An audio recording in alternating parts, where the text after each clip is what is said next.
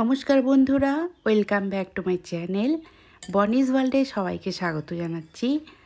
চলে এলাম নতুন একটি রেসিপি নিয়ে। আজ আমি শেয়ার করব ম্যাঙ্গো ফ্রুটি রেসিপি।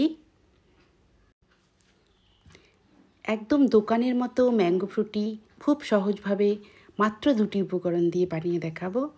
আর ম্যাঙ্গো ফ্রুটি ছোট থেকে বড় সকলেই পছন্দ করে, তাহলে ভিডিওটি দেখতে থাকুন। ম্যাঙ্গো ফ্রুটি বানানোর জন্য এখানে আমি একটি কাঁচা এবং একটি পাকা আম নিয়েছি।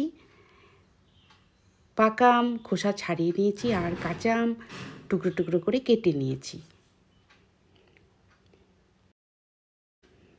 এবারে ম্যাঙ্গো ফ্রুটি রেসিপি বানানো শুরু করছি।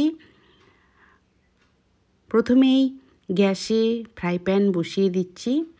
ফ্রাই প্যান একটু গরম হলে সেখানে আমি দিয়ে দেব কেটে রাখা পাকা এবং কাঁচা আম। দিয়ে দিলাম কেটে রাখা আম। কিছুক্ষণ নাড়াচাড়া করার পর এখানে দিয়ে দেব পরিমাণ মতো চিনি। এখানে চিনির পরিমাণ 1 কাপ দিয়েছি। চিনির পরিমাণ নির্ভর করে আম কতটা টক তার উপর। খুব বেশি টক হলে চিনির পরিমাণ আর একটু বাড়িয়ে দিতে হবে।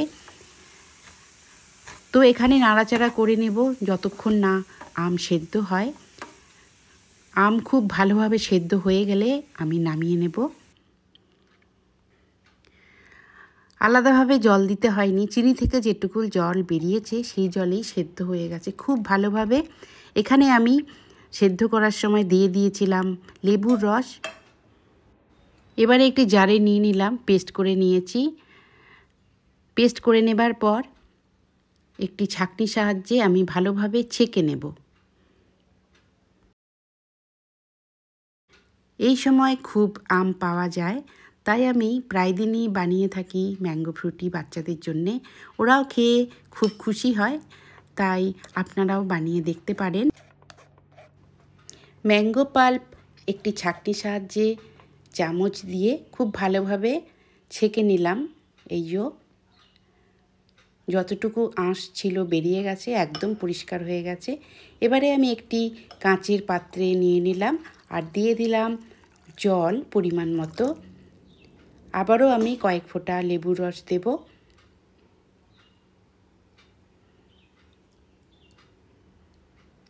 দিয়ে দিলাম লেবুর রস। এবারে ভালোভাবে মিশিয়ে নেব।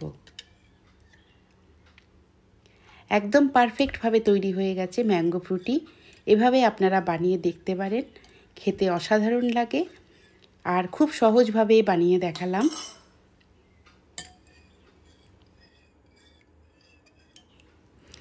ম্যাঙ্গো ফ্রুটি এভাবে বানিয়ে ফ্রিজে স্টোর করে রেখে দিতে পারেন, বেশ কিছুদিন ভালো থাকবে। তো আমি এখন গ্লাসে ঢেলে নিচ্ছি, একটু বরফ দিয়ে দিলাম।